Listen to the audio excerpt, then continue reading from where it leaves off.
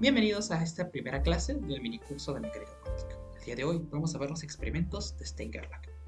Para comenzar, debemos hablar sobre el spin. Y es que, en física solemos atribuir, ¿no?, velocidades, por ejemplo, a objetos que se trasladan, y lo que viene a ser un momento angular, ¿no?, a objetos que rotan. Y si tenemos un objeto que rota sobre su propio eje, decimos que tiene asociado un spin, que no es más que una medida de esa rotación, ¿no?, relacionada también a la masa del objeto. Y claro, cuando tenemos objetos grandes es fácil de hacer por medio ya sea de fotografías, ¿no?, medir su masa y cosas por el estilo. Pero cuando tenemos objetos muy pequeños, ya sean átomos, moléculas, la cosa se pone muy complicada. Y es aquí donde tratamos, ¿no?, de obtener métodos, ¿no?, que nos permiten medir ese spin. Y una forma es justamente dotar al objeto que está girando de carga eléctrica, ¿no? O pues relacionarlo con la carga que ya tengo. ¿Qué sucede? Pues cuando un objeto, ¿no?, por ejemplo una pelotita, gira, ¿no?, y esta tiene carga, las cargas van a girar con la pelotita. De modo que como esta carga está moviéndose, ¿no?, se va a producir un campo magnético. Y claro, nosotros podemos aquí pues tener una medida que va a ser el momento magnético, que justamente está relacionada al spin del objeto, ¿no?, y la carga. Entonces, este momento magnético, ¿no?, va a ser un vector, ¿no?, que va a estar dado pues por lo siguiente. Primero, el spin, que también es un vector, ¿no?, va a estar relacionado a la forma del objeto por medio de una constante, pues la gamma en este caso, la carga que tiene el objeto, sobre 2 veces la masa por la velocidad de luz. La masa es justamente del objeto. Entonces, esta es una forma nosotros de relacionar el spin con el momento magnético. Y claro, ¿para qué nosotros queremos el momento magnético? Puede verse hasta un poco más complicado que hallar, ¿no?, en comparación al spin, que solamente es la rotación ya. Pues, en realidad, esto nos ayuda bastante, ya que nosotros tenemos lo que es el electromagnetismo. Y es que en el electromagnetismo sabemos cómo trabaja un momento magnético cuando está dentro del campo magnético. Entonces, si este objeto que está rotando, está produciendo un momento magnético, pasa a través de un campo magnético, se va a producir la siguiente fuerza, ¿no?, que es una fuerza debido a la interacción de los campos, ¿no?, que va a ser pues igual a la gradiente, ¿no?, del producto punto de lo que viene a ser el momento magnético por el campo magnético, ¿no?, de exterior. Y claro, con esto nosotros podríamos ya saber cómo va a ser la trayectoria de un objeto que tiene un momento magnético, sabiendo pues el campo magnético. Ahora, ya que solamente queremos medir el spin, podemos hacer algo. Midámoslo solamente en un eje, por ejemplo el eje Z. Entonces, claro, nosotros queremos la componente en Z de esta fuerza. Ahora, para simplificar mucho más, vamos a considerar de que pues el campo magnético, ¿no?, sea el que varía y el momento magnético se mantiene constante. De modo que la gradiente solamente va a afectar al campo magnético. Y claro, aquí lo estamos poniendo. Va a ser el momento magnético multiplicado, ¿no?, producto punto, por lo que viene a ser la variación en Z del campo magnético. Y claro, aquí pues usando pues, de que solamente que el campo magnético solamente tenga componente en dirección de Z, podemos escribirlo de la siguiente forma. Vamos a hacer la componente en Z del momento magnético multiplicado por la variación en Z de la componente en Z del campo magnético, ¿no?, que está expresada de esta forma. ¿Sí? Esta es nuestra fórmula que vamos a usar. Y claro, esto de acá ya lo podemos relacionar con lo que viene a ser el momento magnético total de la siguiente forma. Vas a tener pues, que lo que viene a ser el módulo del vector multiplicado por el coseno de teta. ¿Sí? Esa va a ser la componente en Z.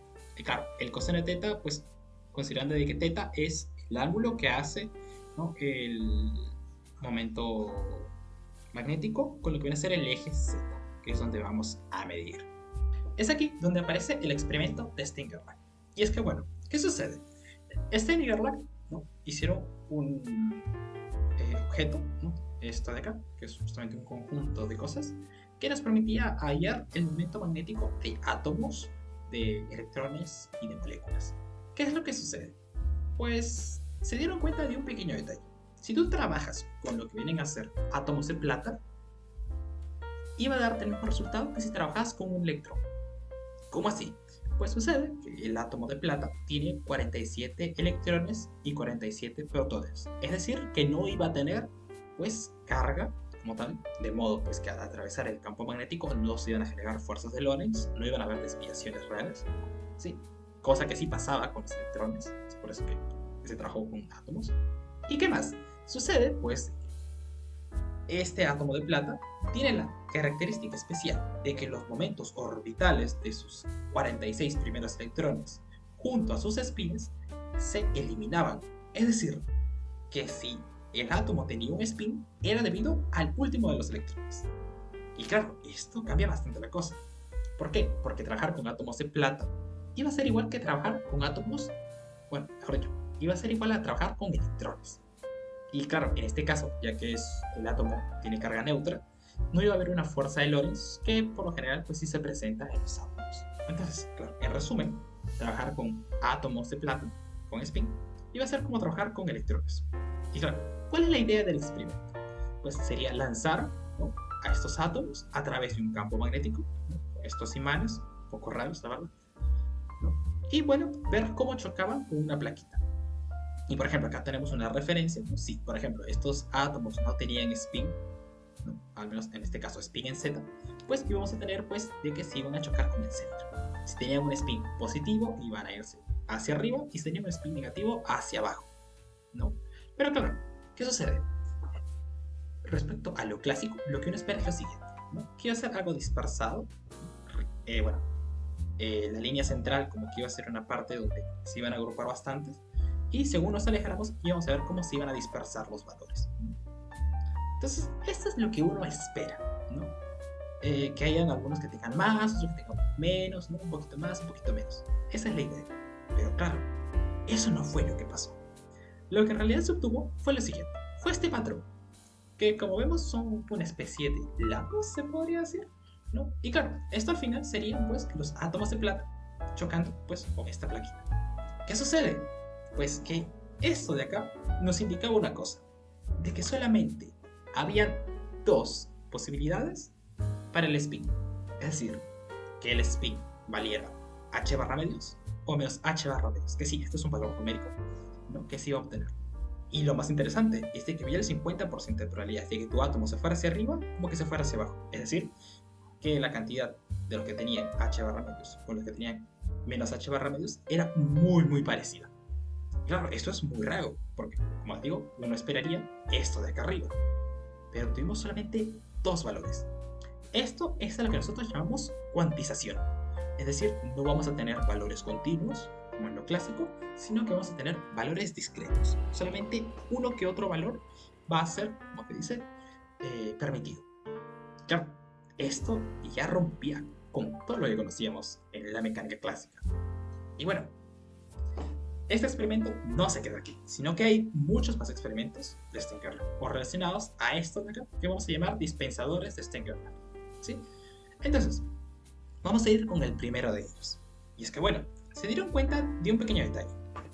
Y es que, bueno, nosotros podemos separar, pues, ¿no?, las muestras. Primero, agarramos pues, nuestro colimador, ¿no?, nuestro hornito, lanzamos nuestros átomos y podemos separarlos, ¿no?, con los que tienen positivo y con los que tienen, ¿no?, el valor negativo de spin. Y claro, aquí lo que nos vamos a dar cuenta es lo siguiente, ¿no? Bueno, hacemos la medición en Z. Obtenemos nada más, ¿no?, que los que tienen un spin positivo, es decir, h barra medios, el único valor que hay en este caso, ¿no?, uno de los dos valores que hay, ¿no?, y vamos a obtener solamente esta muestra de los que tienen spin hacia arriba. Claro, vamos a decir que hay n sub 0, ¿no?, átomos. ¿Qué sucede si es que yo hago de nuevo una medición del spin a esta muestra? Es decir, quiero ver cómo se comportan, ¿no?, si es que los paso otra vez a la medición. Lo que sucedió fue algo que, bueno, todos esperábamos. Si tienes un spin positivo, ¿no?, y mides sobre el mismo lado, bueno, obtuvimos pues justamente el 100% de la muestra tenía spin positivo. Es decir, no había nada raro. Entonces aquí estaban los n sub 0 electrones y aquí había 0, ¿no? Entonces, nada raro está ahí. Solamente se mantiene la cuantización, ¿no?, y ya. Entonces, este experimento como que no nos dice nada. Pero ¿qué sucede si, por alguna extraña razón, agarro esa muestra que habíamos usado primero, de los n sub 0, que todos tienen un spin positivo en Z y medimos ahora en el eje X. Es decir, estamos cambiando nuestro eje de medición. ¿Qué pasaría? ¿Saldrían todos con spin positivo? ¿Saldrían todos con spin negativo? ¿O habría alguna proporción? Pues bueno, lo que sucedió, ¿no? Fue de que justamente el 50% se fue hacia arriba, es decir, con un spin positivo, y el otro, bueno, 50% también, hacia abajo. Es decir, que vamos a tener n sub 0 medios, ¿no? De átomos con spin h barra medios, y pues un n sub 0 medios también, ¿no? La mitad de n sub 0, con lo que viene a ser pues menos h barra medios. Y claro, esto ya cambia un poco nuestra percepción. Es que claro, antes teníamos, ¿no?, una medición de z en z, pero ahora tenemos una medición de x, ¿no?, cuando ya tenemos en z. Y nos damos cuenta de que nos está dando el mismo resultado que al principio. Es decir, que si solamente hubiéramos medido, ¿no?, directamente del orden. Y claro, esto nos podría decir que no está relacionada la medición de x con z, ¿verdad? ¿No? Porque, a ver, que tenemos aquí, pues, que no hay la misma proporción que antes, ¿no? O sea, no es como que todos tienen un spin positivo o todos tienen un spin negativo. Entonces podría ser como que no están relacionadas. Entonces sigamos explorando un poquito estos experimentos. Es aquí donde aparece el experimento número 3. Y claro, hacemos lo mismo que antes. Agarramos nuestra muestra que tenga spin positivo, en este caso Z, ¿no? Vamos a tener una muestra de n sub 0. Ahora, solamente vamos a agarrar la muestra, ¿no?, que tenga spin positivo en X, bueno, en X, claro, después de esta otra muestra, es decir, vamos a quedar con la mitad, ¿no?, en sub 0 medios, y vamos a volver a medir en el eje Z. ¿Qué va a pasar en este caso? Ya teníamos primero que, pues, tenían spin positivo en Z, ahora sabemos que tienen spin positivo en X. Si volvemos a medir en Z, ¿volverán a tener todos el spin positivo? ¿O habrá por ahí alguno que tenga un spin negativo? Pues lo que sucedió fue algo que nadie esperaba. Pues sí, era un 50-50. Es decir, la mitad tenía un spin positivo y la otra mitad tenía un spin negativo. Eso es algo raro. ¿Por qué? Porque nos damos cuenta de que estamos como que borrando la información, ¿no? Al principio todos tenían spin positivo en Z y ahora solamente la mitad de ellos. Entonces es como si hubiéramos, ¿no?, quitado un poco de información, ¿no? Ahora, para entrar al cuarto experimento y ya romper nuestra cabeza por completo, vamos a hablar del dispensador modificado. Y claro, en este caso vamos a usar el siguiente par, que es, bueno, de esta forma tenemos que era el polo S arriba y el otro era el polo N abajo. Este era nuestro dispensador, bueno, el par el par de imanes que usábamos, y ahora estamos usando uno al revés. Y por último vamos a ponerle el tradicional. Esto de acá se va a llamar el dispensador modificado. ¿Qué es lo que va a hacer? Pues al principio esto de acá va a separar nuestros átomos, ¿no? El del medio lo que va a hacer es como que tratar de reunirlos, y bueno, el último pues va a terminar de hacer el trabajo, los va a terminar por unir, ¿ok? A este dispensador lo vamos a poner pues de esta forma, ¿no? Modify String Array, ¿no?, que sería esta expresión. Entonces vamos a ver cómo se comporta ahora nuestros átomos al atravesar este dispensador modificado. Para eso entramos con el experimento número 4. Vamos a hacer lo mismo que hemos hecho antes. Vamos a agarrar una muestra, vamos a separar solamente los que tienen un spin positivo, ¿no?, en Z, y ahora lo vamos a pasar por el modificado en X.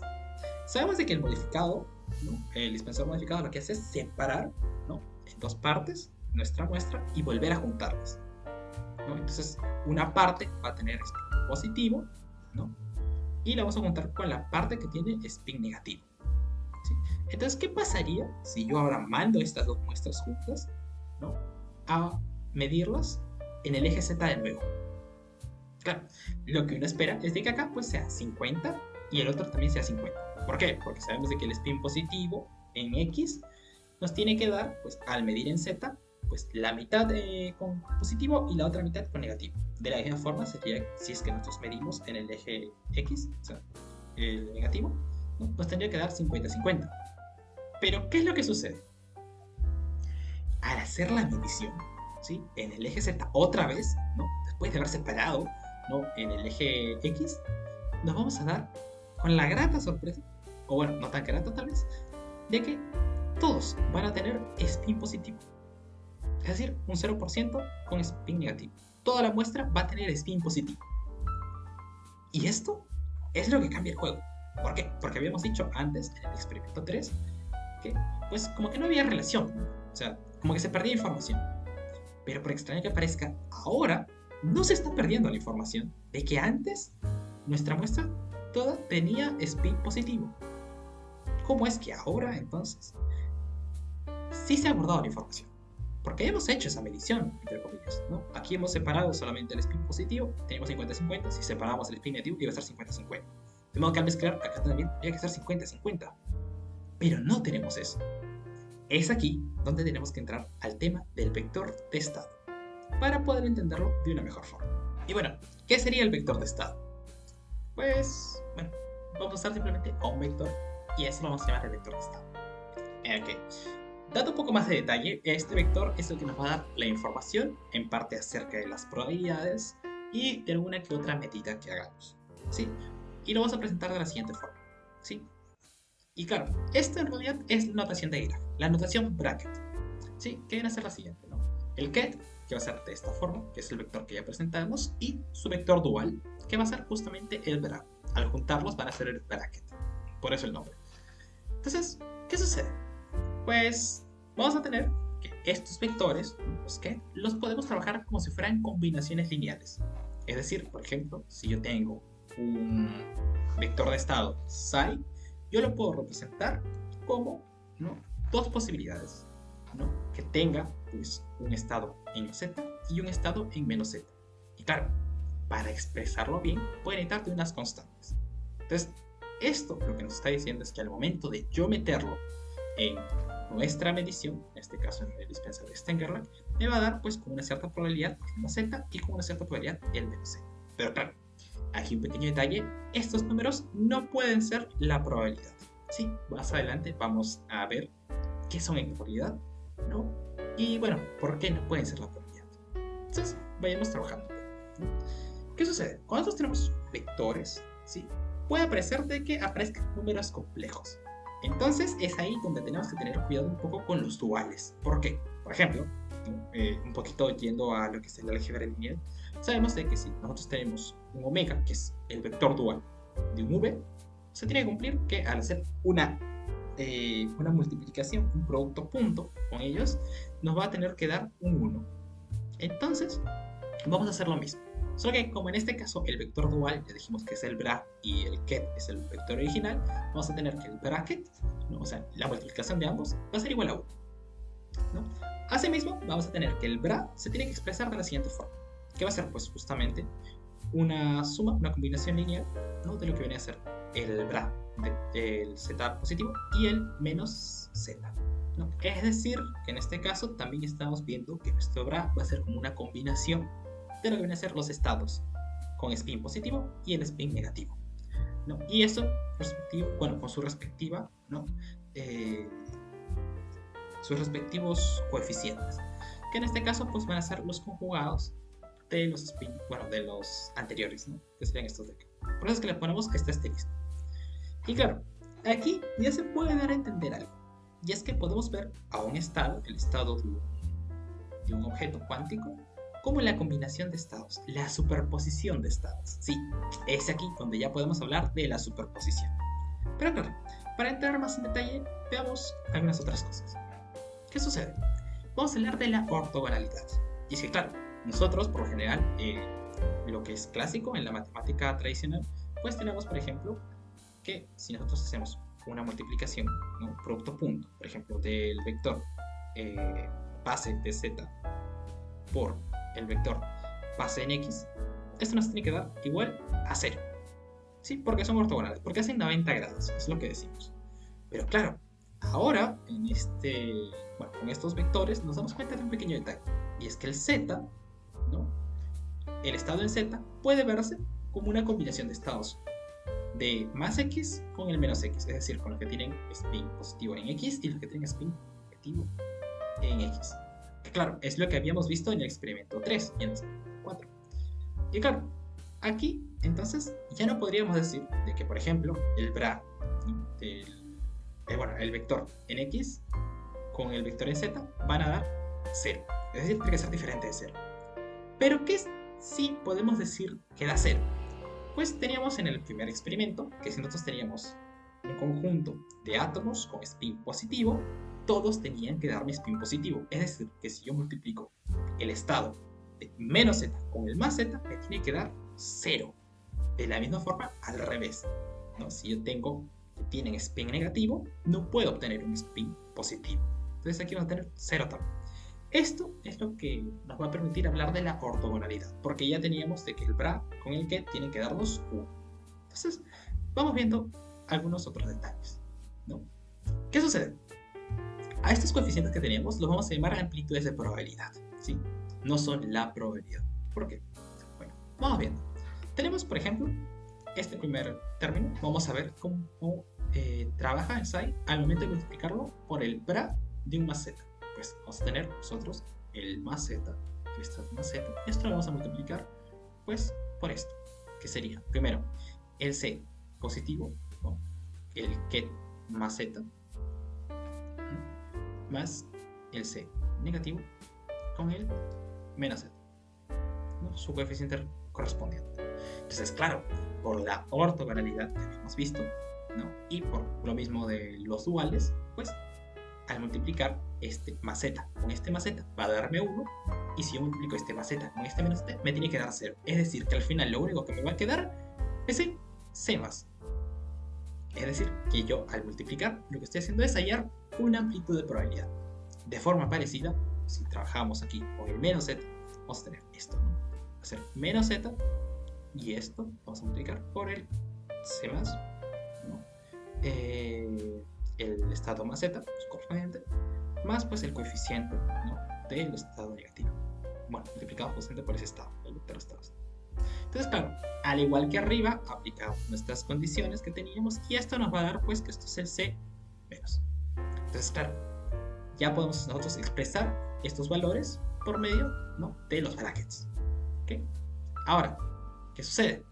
Nosotros podemos hacer lo mismo con lo que viene a ser el bra, ¿no? De nuestro psi, ¿no? En este caso habíamos dicho que el bra pues, va a ser de la siguiente forma, ¿no? Bueno, vamos a ponerle acá, vamos a trabajarlo con más z, por ejemplo, ¿no? Con el ket más z. ¿Qué va a suceder?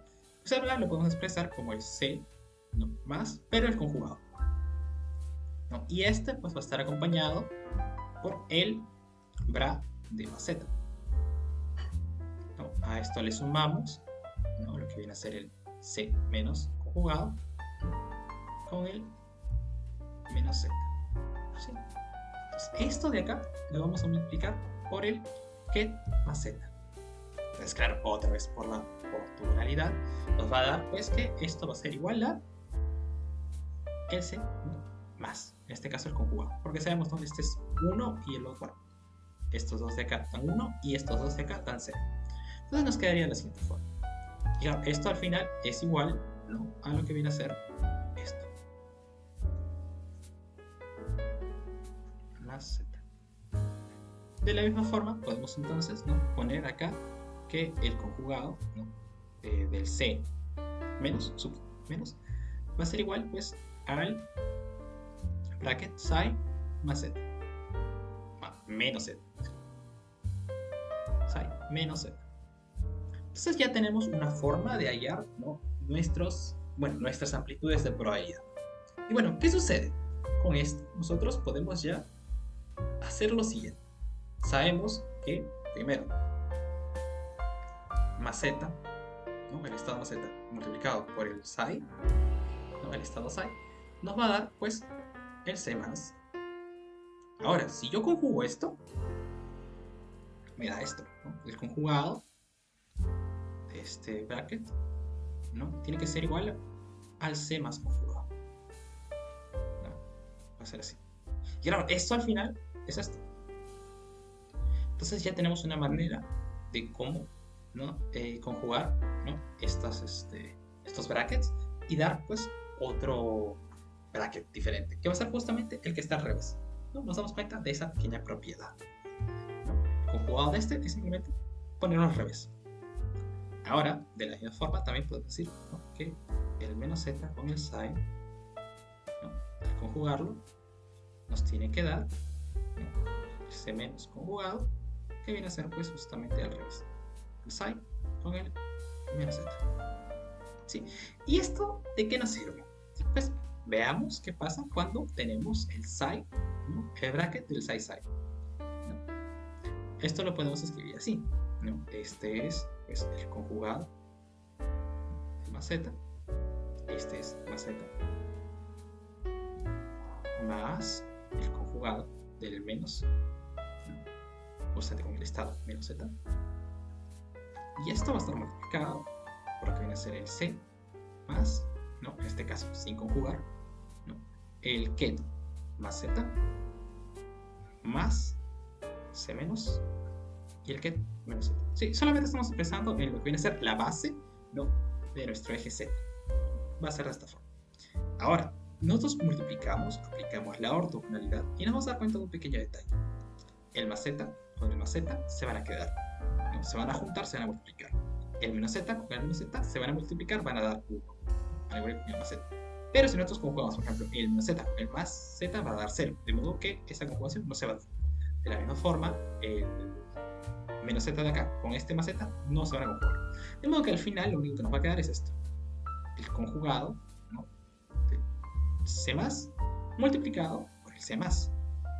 Y esto va a estar sumado con el conjugado, ¿no?, de c menos y el c menos.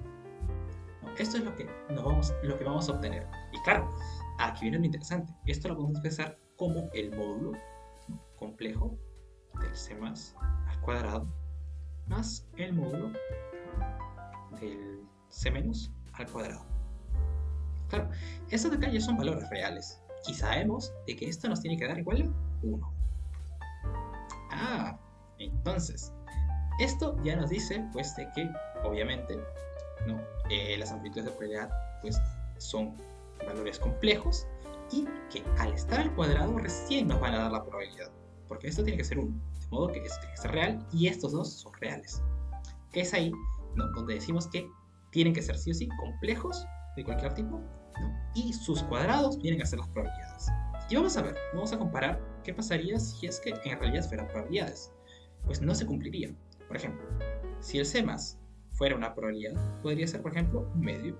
Lo habíamos visto, ¿no?, para el caso inicial que separábamos, ¿no?, nuestro conjunto de átomos en los que tenían spin positivo y los que tenían spin negativo. Entonces, en ese caso, pues sería, por ejemplo, el c más tendría que ser un medio y de la misma forma el c menos tendría que ser un medio. Y claro, si queremos reemplazarlo en esta parte de acá, nos daría pues de que el sin aplicado consigo mismo tendría que ser igual a esta parte de acá, ¿no? Vamos a poner esto de acá. Sería un cuarto, ¿no?, que al final es un medio al cuadrado, más un cuarto. Y esto es un medio. Claro, un medio es distinto de 1. De modo que no se cumple. Tendríamos que trabajar con lo que vienen a ser las amplitudes de probabilidad, ¿no? Y claro, ya con eso, ¿no?, queda zanjado la idea de que estos son los complejos, primero, ¿sí?, y de que la probabilidad va a ser al cuadrado. Entonces, claro, aquí la probabilidad, por ejemplo, de obtener, ¿no?, más z, ¿no?, respecto a psi, por ejemplo así, ¿no?, va a ser pues de esta forma, al cuadrado. Entonces, esta es la forma en que nosotros vamos a obtener una probabilidad. Entonces, claro, acá como general podemos poner un estado phi, ¿no? Entonces, esta va a ser la probabilidad con la que vamos a trabajar. ¿Queremos hallar la probabilidad? Hacemos esto. Y claro, esto al final es igual al contrario. No hay ningún problema. Vamos. Y con esto también podemos obtener algunos datos estadísticos. Y es que, claro, por ejemplo, al principio vimos de que nosotros teníamos spines, ¿no?, y que había 50% de probabilidades de obtener uno u otro. Claro, al juntar todo eso podemos obtener un valor esperado, que no viene a ser más que un promedio. Claro, lo normal es trabajar al valor esperado, ¿no?, de la siguiente forma. Por ejemplo, digamos que del spin, que va a ser S, ¿no?, en Z, viene a ser igual, ¿no?, a una sumatoria, ¿no?, de lo que viene a ser, primero, la probabilidad, ¿no?, de obtener un estado, ¿no?, multiplicado por el spin que ese estado.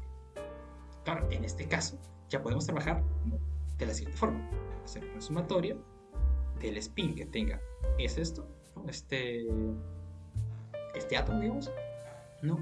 Y pues esto multiplicarlo por la probabilidad, ¿no? Por ejemplo, digamos, acá va a ser el estado I, ¿no?, y el psi. Esto al cuadrado. Y claro, vamos a hacerlo con lo que ya teníamos, ¿no? Por ejemplo, decíamos de que obtener, pues, ¿no?, la probabilidad de obtener el positivo cuando teníamos el psi, ¿no?, iba a ser igual, digamos, a un medio. Y de la misma forma de obtener el negativo, ¿no? Vamos a obtener el negativo cuando teníamos el psi, ¿no?, y va a ser pues un medio también. Entonces, el valor esperado, en este caso, pues, cuando teníamos los valores de h barra medios, sería pues de esta forma: el valor esperado del spin en z sería igual a que una sumatoria, en este caso va a ser pues la probabilidad por el spin. Entonces, por ejemplo, si tenemos el spin positivo, va a ser la probabilidad de obtener el positivo. Pues un medio por el spin, que viene a ser el h barra medios. Y a esto le sumamos un medio, que es la probabilidad de obtener el negativo, por el spin negativo, menos h barra medios. ¿Ok? Entonces, esto, bueno, al multiplicarlo, va a darnos pues h barra cuartos menos h barra cuartos. ¿Sí? Y esto va a ser igual a 0. Entonces, este es el valor, ¿no?, que viene a ser de la media, ¿no?, o lo que viene a ser, bueno, en este caso, el valor esperado, ¿no? Donde tú esperarías, bueno, cuánto te daría la suma, por decirlo, entre comillas. Entonces, claro, esto no nos da mucha información como tal, porque, a ver, tenemos h barra medios y menos h barra medios como datos, ¿no?, de spin. Pero aquí estamos dando un 0. Es ahí donde aparece la idea de incertidumbre. Y bueno, vamos a trabajar con la incertidumbre al cuadrado en este caso. ¿Qué sucede? La incertidumbre viene a ser pues un método de hallar cuánto se alejan, ¿no?, de nuestro valor medio, ¿no?, los valores. Y bueno, en este caso lo vamos a formar así: nuestra incertidumbre, ¿no?, el valor esperado de nuestra incertidumbre al cuadrado tiene que ser igual a qué. Primero, va a ser el valor esperado, ¿no?, de el spin, ¿no?, menos el valor esperado del spin. Y todo esto al cuadrado, ¿no? Va a ser de esta forma. Ahora, ¿qué sucede en este caso? Pues al hacer el cuadrado vamos a tener lo siguiente, ¿no? Vamos a desarrollar la expresión que está. Va a ser el valor esperado, ¿no?, s al cuadrado, en este caso el spin al cuadrado, menos 2 veces s, ¿no?, el valor esperado de s, más, ¿no?, el valor esperado de s al cuadrado. Entonces queremos hallar esto de acá adentro. Y claro, para entenderlo bien, esto de acá, s menos el valor esperado, es cuánto se desvía al cuadrado, pues, porque esto está al cuadrado. Y vamos a hallar el valor medio de eso. Entonces aquí lo que va a suceder es lo siguiente: este al cuadrado pues va a tener un valor propio, se podría decir. Entonces va a ser así, ¿no?, el valor esperado de s al cuadrado menos, en este caso va a ser 2, ¿por quién? Por s, ¿no? Este s, al trabajarlo con un valor esperado, nos va a dar una constante. Bueno, nos va a dar una constante. Este valor esperado s es una constante, de modo que pues va a simplemente pasar. Eso va a ser el valor esperado de este s primero, ¿no?, multiplicado por el valor esperado de s. Y finalmente, pues el último, que va a ser un valor esperado, que no es más que una constante, se va a quedar como tal. Va a ser de esta forma, ¿no? Entonces, claro, esto de acá al final nos va a dar lo siguiente: va a ser el valor esperado de s al cuadrado menos 2 veces, ¿no?, el valor esperado de s al cuadrado más el valor esperado de s al cuadrado. Y esto, claro, al final nos va a dar pues el valor esperado de s al cuadrado menos el valor esperado de s al cuadrado. ¿Sí? Esta va a ser la incertidumbre al cuadrado, que nos va a permitir justamente trabajar con lo que viene a ser diferencias, se podría decir, ¿no?, del valor esperado de una cierta medición con los valores que vamos a obtener. Entonces veamos, por ejemplo, en este caso, cuánto obtendríamos, ¿no?, con el experimento que habíamos tenido al principio. Entonces vamos a tener ahora, va a ser lo siguiente. Lo que viene a ser la incertidumbre al cuadrado, bueno, esperado de la incertidumbre al cuadrado, va a ser igual, pues no.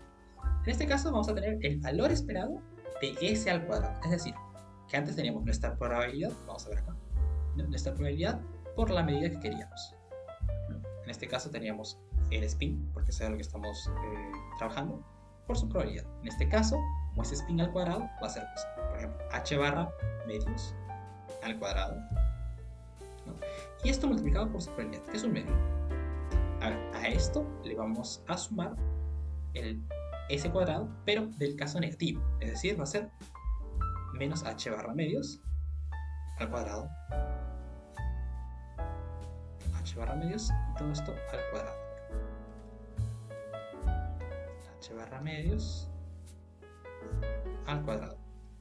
Y es multiplicado por un medio. Y claro, a esto le vamos a restar pues el cuadrado del valor esperado de S. Ya habíamos visto que el valor esperado de S era 0, de modo que esto va a ser menos 0. Y claro, al hacer las cuentas, esto de acá pues me va a salir, ¿no? Por ejemplo, h barra cuadrado cuartos por un medio. Y el otro pues va a ser también lo mismo, h barra cuadrado sobre 4 por un medio. Y esto al final nos va a dar h barra al cuadrado sobre 4. ¿Sí? Y esta va a ser la incertidumbre de nuestro valor. Es decir, cuánto se va a desviar nuestra muestra al cuadrado de lo que viene a ser pues el valor medio. Si nos damos cuenta, pues la incertidumbre, ¿no?, va a ser igual a h barra medios más menos, ¿no? Eso es lo que queríamos obtener. Nos damos cuenta que justamente nos da los valores que tenemos. Ahora, pues, vamos a analizar el experimento número 3. ¿Sí? El experimento número 3 nos quedó un poco como que confuso, ya que era como que perdíamos información. Claro, en el experimento 4 retomábamos esa información, así que algo raro debe estar pasando. Entonces, bueno, veamos qué pasa con el caso del más X, ¿no? El estado más X. Sabíamos nosotros que podíamos obtener pues, de nuestro estado más X tanto electrones como, bueno, átomos con spin positivo y átomos con spin negativo, ¿no? Entonces podemos expresarlo al igual que el psi de esta forma, ¿no? No hay ningún problema. ¿Qué sucede? Pues vamos a tener de que a esto nosotros le podemos transformar por medio de algunas cosas. No sabemos de que la probabilidad de obtener el más z tiene que ser igual a la probabilidad de obtener el menos z, que es el 50%. Es decir, que este valor de c más al cuadrado tiene que ser igual a c menos al cuadrado también, el módulo cuadrado, igual, ¿no?, a un medio. Y claro, ¿qué sucede aquí? Cuando nosotros hacemos esto, tenemos que recordar de que estos valores, ¿no?, estos valores del centro, son complejos. Y claro, si son complejos, nos tiene que dar, pues, con una fase, con un número complejo, que en este caso va a ser una exponencial. Podemos hacer esto. Por ejemplo, al primero lo vamos a escribir, ¿no?, de la siguiente forma: la exponencial y, ¿no?, y una fase que va a ser el delta más, le vamos a poner. Esto sobre raíz de 2, que es justamente la raíz de este número. Y bueno, este va a ser el C más y el C menos va a ser de la siguiente forma, ¿no? E y delta con menos. Y esto sobre la raíz de 2. Estas van a ser nuestras expresiones, de modo que nosotros podríamos pues escribir a nuestro más z, bueno, más x, disculpe, como, ¿no?, esta multiplicación, ¿no?, puede ser el exponencial, ¿no?, de i con la fase, ¿no?, positiva, este caso acompañado con el más z, ¿no?, más lo que viene a ser el exponencial y con el delta negativo, ¿no?, con el delta menos, raíz de 2, y en este caso acompañando pues al estado, no sé. Entonces, claro, si nosotros hacemos las cuentas, sacamos las probabilidades, esto ya no sabemos de qué va a dar cada uno un medio, ¿no? Y bueno, ya tenemos una superposición de estados. Ahora, algo que podemos hacer aquí es extraer, ¿no?, factorizar las exponenciales. Por ejemplo, vamos a extraer la primera de ellas. Entonces vamos a dejar afuera, ¿no?, esta expresión. Delta más, ¿no?, raíz de 2. Y todo esto multiplicado por qué. En este caso, al factorizar en en el primer término, solamente nos va a quedar pues el más z, ¿no? Esto más que, pues en este otro caso vamos a tener que restarle, ¿no? Entre comillas, vamos a tener que quitarle, ¿no?, esta otra exponencial. Para quitarle a esta exponencial esta otra, pues simplemente va a ser como una resta de lo que vienen a ser las fases. En este caso va a quedar pues una exponencial de i, ¿no?, el delta menos el delta más. ¿Sí? Esto es lo que nos va a quedar al final. ¿Sí? Entonces nosotros podemos expresar nuestro más x de la siguiente forma.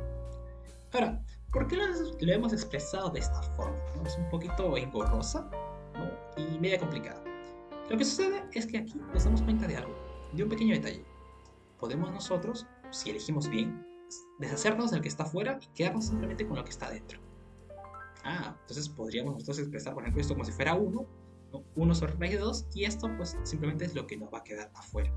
Y claro, es aquí donde aparece la idea de que esto de acá afuera es una fase general,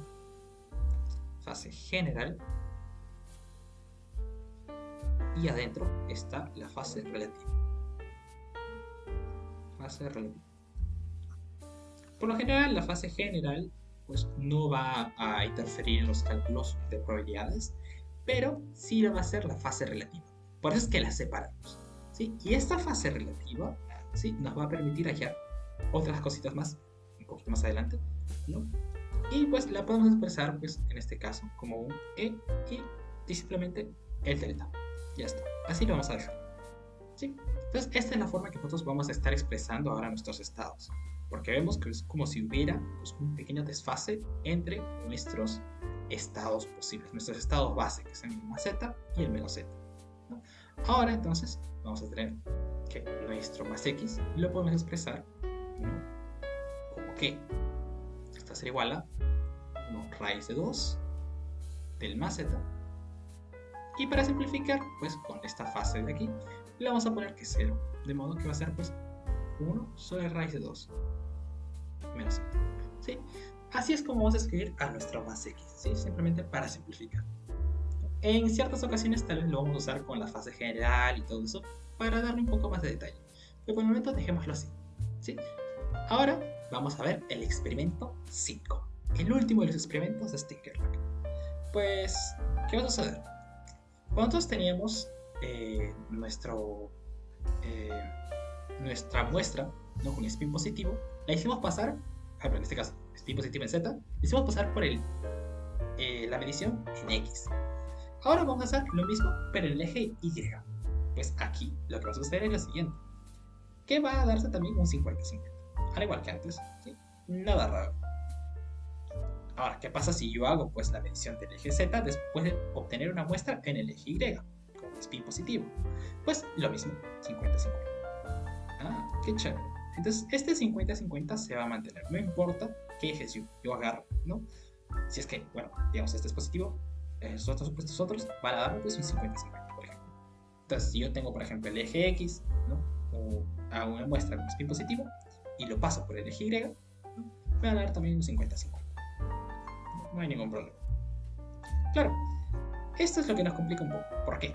Porque ahora podemos expresar a este más y de la misma forma que habíamos expresado al más x. Entonces, el más y va a ser ahora una superposición de los estados más z menos z de la siguiente forma.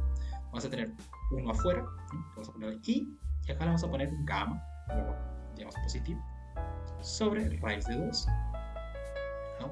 Este va a ser más z, y este va a ser más una exponencial de i por lo que viene a ser el desfase, lo que sería pues al final el gamma menos el gamma más. Entonces va a quedar de esta forma, ¿no? Va a quedarnos así, que es la misma forma que habíamos agarrado para x, ¿no? Solo que lo hemos cambiado ahora las fases, ¿no?, para que sea el más y, ¿no? Ya sabemos que esto al final nos va a dar pues que cada uno va a tener una probabilidad de un medio, ¿sí? Entonces ya está trabajado, ya tenemos eso, el más y. Ahora, ¿esto de qué nos sirve? Pues podemos hacer algunos cálculos, ¿no? Podemos ahora, por ejemplo, hallar lo que viene a ser el más y, ¿no?, multiplicado por el más x, ¿sí?, o al revés, el más x multiplicado por el y. Y claro, aquí la multiplicación va a ser la siguiente. Tenemos la fase general, que va a ser justamente y, ¿no? Acá va a ser el gamma positivo, ¿no? Sobre raíz de 2, multiplicado pues por los respectivos, ¿verdad? Que es más z, ¿no? Más acá la fase, acá es conjugada, ¿no? Porque esto es un bra, acá lo mismo, la conjugada de la fase relativa, que va a ser así, este es gamma, y este va a ser más z, menos z, disculpen, menos z. Esto multiplicado por ahora el más x. El más x podemos expresarlo también de esta manera engorrosa, ¿no? Va a ser en este caso ya sin conjugadas, ¿no? Va a ser con delta positivo, raíz de 2, aquí va a ser el estado más z. Ahora la conjugada, bueno, acá no hay conjugada, disculpen, no, va a quedar así nomás, la fase relativa, que este es el delta, lo expresamos bien, este es el delta, y este va a ser pues el menos z. Claro, esto de acá, al multiplicarlo, nos damos cuenta de lo siguiente. Primero, las fases, al combinarlas, nos va a dar lo siguiente. Esto es E y, ¿no? El delta positivo menos el gamma positivo. Y abajo, pues va a ser 2. Raíz de 2 por raíz de 2 es 2. Acá adentro, pues nos vamos a quedar con lo siguiente. El más z con el más z nos va a dar 1. Este menos z con este más z no nos va a dar nada.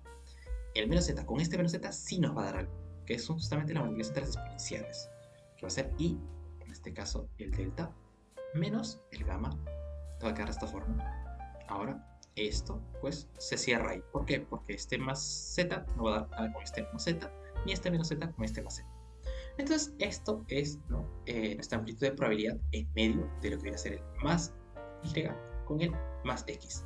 Ahora, claro, nosotros sabemos, gracias a este último experimento que hicimos, que es el experimento 5, que esto, ¿no? Nos tiene que dar una probabilidad de un medio. Es decir, ¿no? Aquí vamos a tener que esto, o sea, el módulo, ¿no? De más y con más x tiene que ser, ¿no? Al cuadrado, tiene que ser igual a un medio. Claro, esto ya sabemos cómo obtenerlo, que es justamente lo que tenemos acá arriba.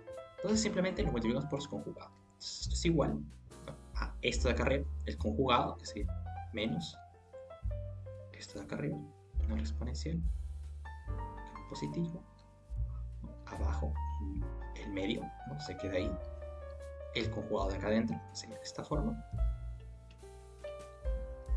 algo así, y esto pues multiplicado por el original. El original sabemos que es este, ¿no? Es el que está acá.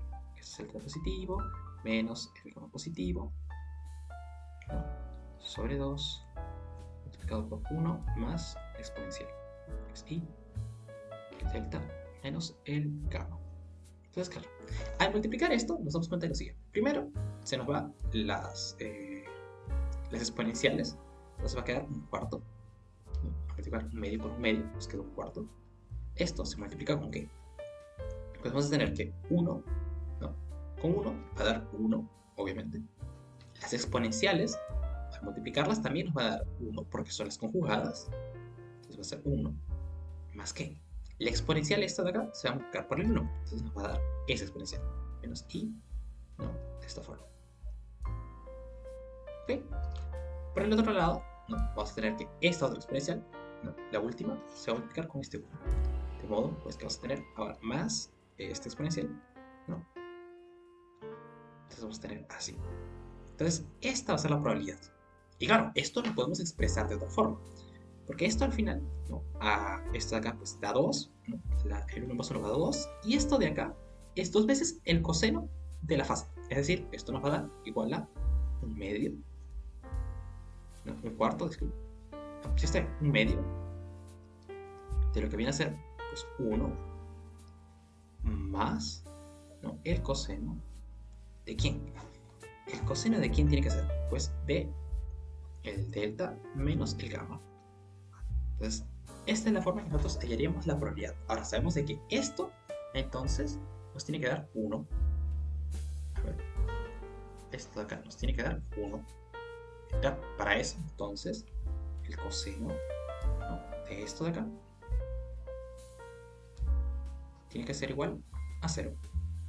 Claro, esto se va a cumplir cuando esta diferencia, ¿no?, sea igual a más menos pi medios. ¿Sí? Entonces, claro, con esto ya podemos simplificar. Para simplificar, entonces habíamos tenido nosotros el más x, lo expresábamos simplemente como 1. A ver, como 1 sobre raíz de 2, ¿no?, multiplicado por el más z, más, no, lo que viene a ser el menos z. Y claro, esto de acá, ¿no?, nos da la fase. ¿Por qué? Porque esto es 1. ¿Y a qué es igual al 1? Pues es igual a e elevado a la i por 0. Entonces sabemos por la condición que hemos obtenido que pues el delta menos el gamma es igual a más menos, ¿no?, pi medios, ¿no?, para que se cumpla toda la condición que hemos visto acá. Entonces, claro, si esto de acá es 0, porque sabemos de que este es del x, entonces el gamma lo podemos tomar como pi medios. Entonces vamos a expresar a nuestro más y como igual a 1 raíz de 2, ¿no? Para simplificar, otra vez estamos quitando la fase general en este caso. Nos va a quedar el más z, ¿no?, y en este caso nos va a quedar más e y pi medios. Y esto pues por menos z. Y claro, ¿a qué es igual esto? Pues este e elevado a la i pi medios nos va a dar i. Entonces va a quedar de esta forma, ¿no?, más z más, pues en este caso el i, raíz de 2 con el menos z. Entonces con esto ya tenemos una forma de expresar, ¿no?, nuestros distintos estados en distintos ejes por medio, ¿no?, de los otros. Acá ya hemos visto cómo obtener pues la expresión de más y respecto al más z. También tenemos la expresión del x respecto al, ¿no?, a lo que viene a ser el eje z. Y claro, con esto ya damos concluida pues la clase del día de hoy. Ya hemos visto, ¿no?, cómo es que se hacen las mediciones de spin, cómo es que hay ciertos comportamientos cuánticos, ¿no? Hemos visto pues en lo que es el experimento 3, el experimento 2, el experimento 1. ¿No? También hemos visto este último experimento, el experimento 5, que nos ha permitido pues hablar un poco sobre los vectores de estado, ¿no? Quedaría pendiente hablar qué es lo que sucede en el experimento número 4. Pero bueno, eso será para la próxima. Así que muchas gracias por ver y adiós.